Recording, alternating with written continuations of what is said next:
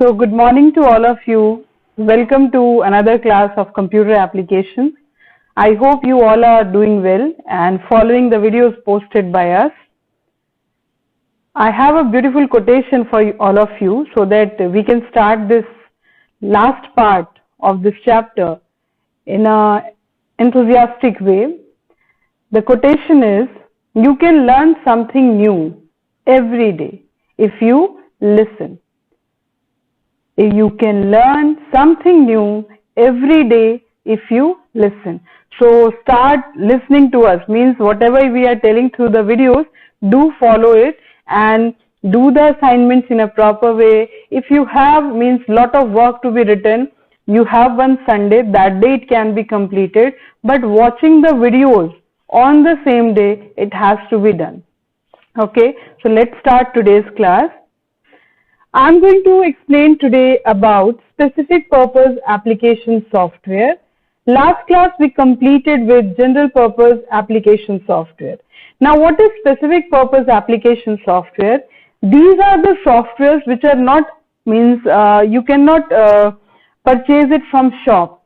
You will have to go to the manufacturer of the software who will make it available to you. These are readily available with the manufacturer, okay? These are not available in the shops. So customers, those who need these type of software, they will have to go to the manufacturer, whether online or offline. They can approach them and they can purchase the software from them. These softwares are having some features which are not required by that customer. Some extra features may be there and some can be there according to the need of the user. So these are the softwares which are readily available with the manufacturer. Then we have some specific purpose application software example like accounting management software. Accounting management software helps you to manage the accounts of any organization, what has to be credited, what has to be debited. These things are managed by accounting management software. The ready-made softwares for accounting, I have one example which is available in market. It's Tele accounting management software. Same way for reservation system, reservation like airline, railways, these reservation system softwares are also available. Then we have HR management system, which stands for human resource management system. Like if an organization is recruiting a group of people to work under them, what happens? They have to manage their attendance, they have to manage the payroll. Payroll means how they are going to be paid, wages or salaries or on daily basis, then when they are absent in attendance, this will be managed. So for this also we have software which are known as HR management system. Then we have inventory control system. Inventory manages the stock of any organization. I'm giving you the example of our school only. We have student management system where student details are being stored. Then we have inventory control system where what things we have in our school are being managed, like how many benches are there, how many fans are installed. Those things are being managed by inventory control system. There it can also be managed like how many systems, computers are there in the school, how many are destroyed, then the inventory will be reduced by that much of that amount of computers. So this inventory control system helps you to manage the stocks of your organization. Next, the billing system. Billing system which helps you to generate bills for different organizations. Like when you go to some of the shops, they have their software where the entry is being done for the products purchased and the amount, everything is feeded there only, and they just scan the product what you are going to purchase, and then the amount will be shown on the screen. They press enter key and the bill is getting generated. So these are the softwares which are known as billing system softwares. Okay, so all these are having some specific purpose. That's why these are known as specific purpose application software. Clear? Accounting management software you students cannot use because this is used only for what? Accounts management software. Clear? So these are the software which are having some specific purpose and these are readily available with the manufacturer. You cannot purchase it directly from shops.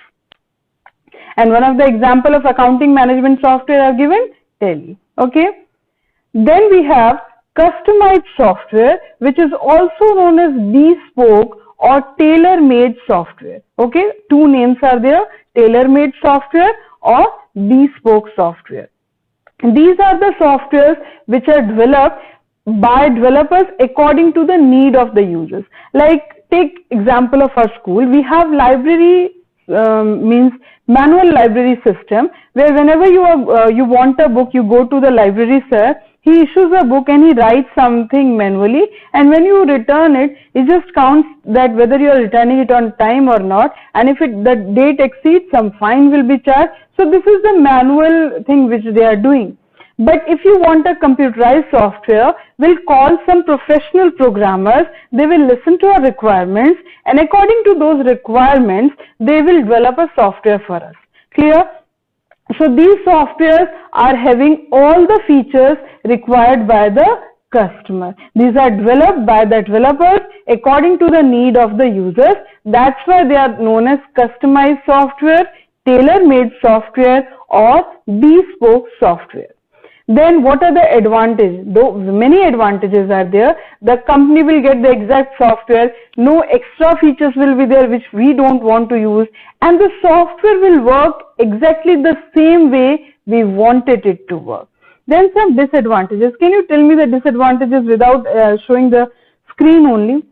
Yeah, disadvantages are it will take time to be developed. Okay, we have to employ, means the company have to employ a team of such people who will create the software. Most of the times the team consists of business analysts who comes to your site and who will monitor the manual working of the system, and they will ask you what requirements are there, what you want the software to work with, how you want the software to look. So these things are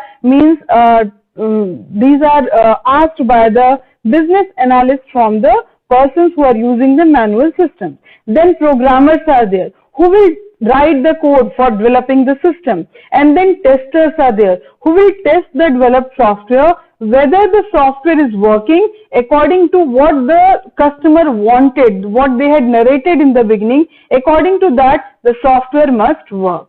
Another disadvantage, it becomes very costly most of the times because it is a long process to be developed, 6 months, 1 year, sometimes 2 years also, depending on the size of the software, the time will be taken, and it is a long time process to develop. Another disadvantage. So it is costly, long time to develop, and the company may need to employ a team of such people.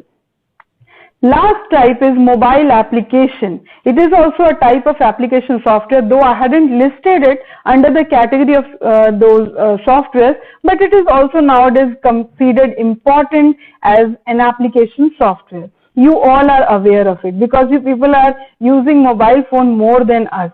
All the applications which are downloading in your smartphones, those are also application softwares. But those mobile application softwares are different from PC or desktop applications because mobile applications will have to work with limited battery, limited screen size, limited memory. So those are designed in a different way. You must have heard that this application is not portable or not getting opened on mobile, or it is not suitable for desktop. So both versions are created. Mobile applications are having different versions and your desktop are having different versions of the application software. These application softwares can be downloaded from online collection centers. If you heard about Apple phones, there the App Store is iOS, and if you have Android phone, you can download it from Google Play Store. I have some examples also of mobile application software. Like for games, you can use Angry Birds. Utility apps are there, alarms or writing notes. We have this calendar or alarm clock. Then for entertainment, we have Netflix, and social networking sites like Facebook, Instagram and all. So these are the examples of mobile application softwares.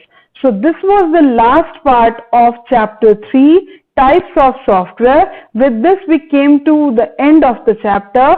I hope you all have understood the chapter in a proper way, and for any doubt, please do message me through Campus Care. I will reply through definitely I will reply to all your queries, but you need to do all the things in a proper way.